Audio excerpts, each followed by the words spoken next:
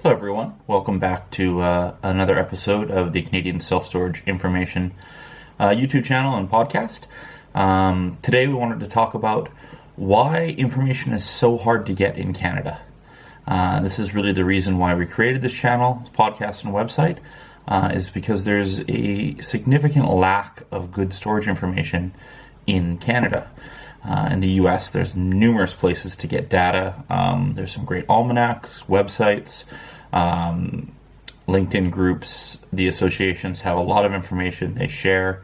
But in Canada, that's the number one thing I always get asked is, where do I get information from sources in Canada? And typically my response is from me or a couple other people in the industry. Back when I was in appraisals, essentially there were two people who did self-storage appraisals across Canada, and that was myself and Oliver from Colliers. And then, in more recent years, there's a few other people who've tried to jump on that bandwagon with limited success. And overall, there's just a very small number of people who keep information about the Canadian industry. So that's one of the major things, is there's just a very small group of people, and we work really hard to gather the information, and we were kind of tough to deal with on it. We didn't really like sharing it except with our clients because it really does take a lot of time. Now that I'm out of that industry and more freelance and working consulting, and my livelihood doesn't depend on that information quite the same as it used to, I'm looking to change that a little bit. So that's why we created this channel. But I kind of wanted to go through the reasons, other than the very few number of people who do this, as to why the Canadian industry is so much different for information than the US.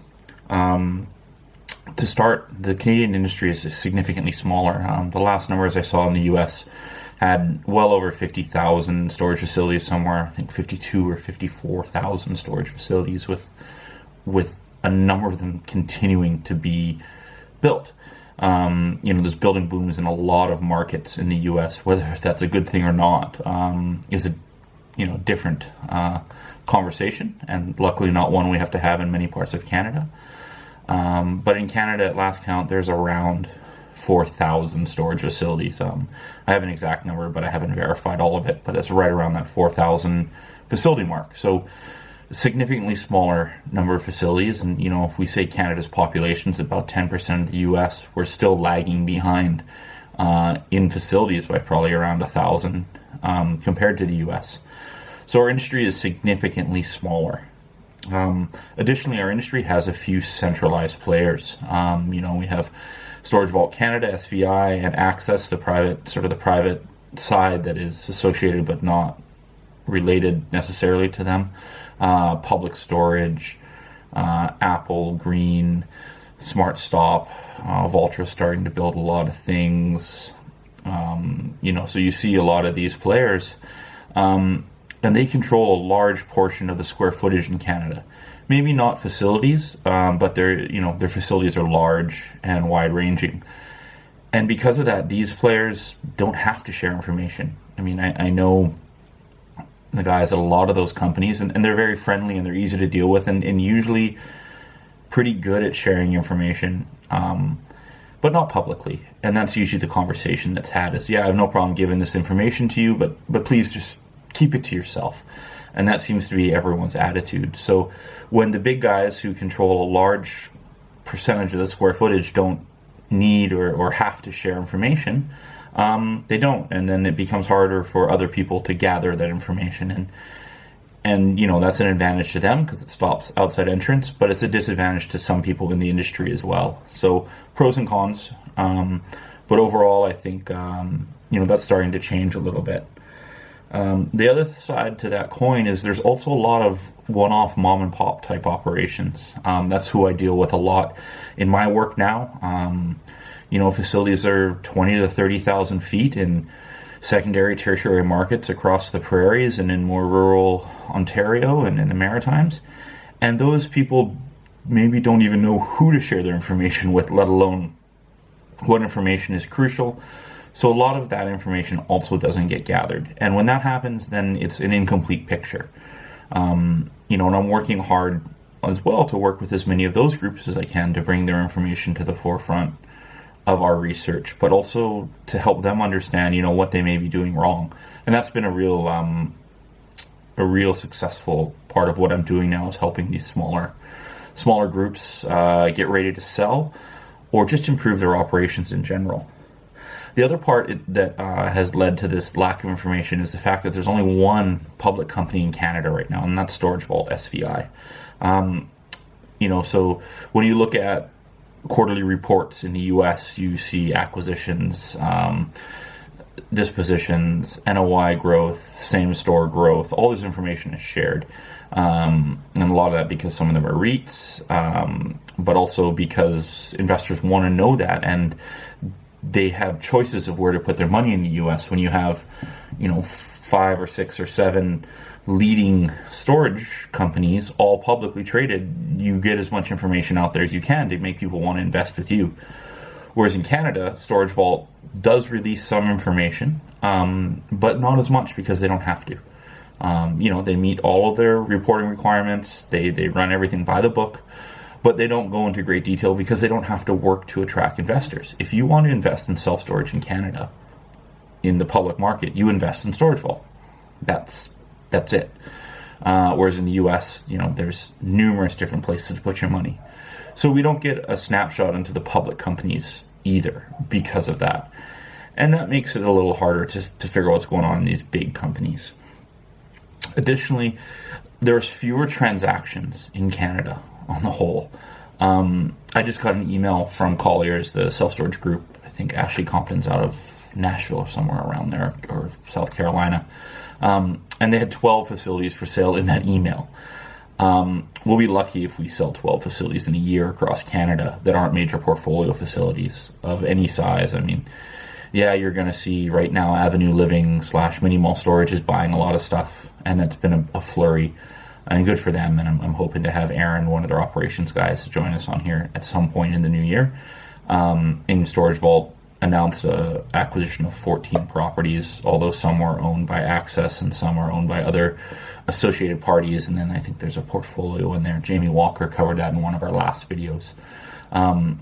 But one-off transactions, we just don't see that many of.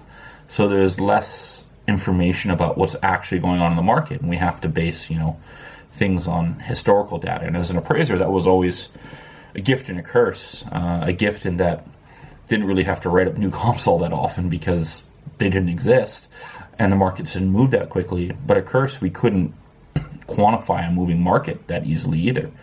Where you say, well, the sale says that, this market's a 6.25 cap, but the buyers won't, the new one's paying less and the seller won't accept less than a 5.5. Well, maybe that's where the market actually is, but nothing's happened between A and B. And because of that, you don't have evidence, so it's tough as an appraiser. Thankfully, now that I don't have that headache, I understand more of how quickly markets can move, and that's great, but it makes it harder to know what's going on in the overall Canadian market.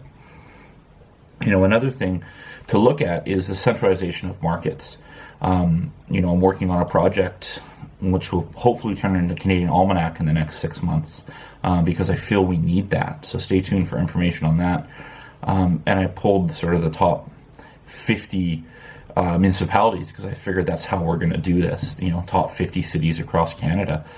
And I can't tell you exact numbers, but I would say a large proportion of them are in Toronto, around the GTA.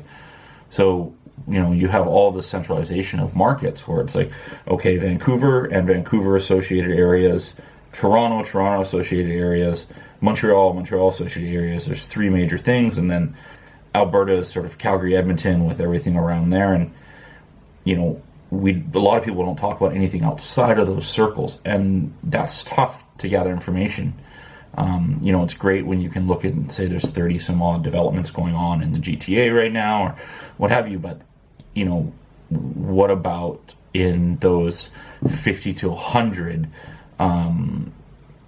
numbered municipalities? I mean, technically Victoria, where I live, is number 70 on the list, although we're the capital of British Columbia. If you look at our metro population, it's actually 400,000 people, not 55,000. So, there's some nuances to it, but the centralization of the GTA, the Vancouver market, the Montreal market has really made information gathering difficult too. So that's something that we see a lot of as well. And sort of the final thing we're seeing is there's just less time as an organized industry. I was talking to Sue from the CSSA, hoping to get her on here as well. She's agreed, but we're working on nailing that down still. And we're going to have an anniversary party, and she's going to kill me for not knowing the proper number, but I think it's 15th anniversary or something of the CSSA next year, and it may even be less than that. I still run into people on a weekly basis who are not members of the Canadian Self-Storage Association, the CSSA, and that means we've just had less time as an organized group. So it's harder to reach everyone to gather information. I can do a survey of CSSA members to help the CSSA with things, but if we're only hitting something like 25% of all the facilities in the country, and only maybe 20% of owners, it becomes a lot harder to get a better industry picture. So that's also really what I want to work on here is trying to create a place for information, a place where you can come to hopefully find what you're looking for, but also reach out to people who might want to share. And so we can set up a stronger group and hopefully make the Canadian industry one that works together and also has valuable information for people who need it, want it, and can make better decisions because of it. So that's today's video and podcast. Please check back. We're working to stay consistent 3 times a week. I have some facility tours coming up, filming those in the next week, and then some other special guests as well. So again, thanks for your time, and I really appreciate it. And if there's anything you'd like to see us do, please drop us a comment or send me an email. Thanks.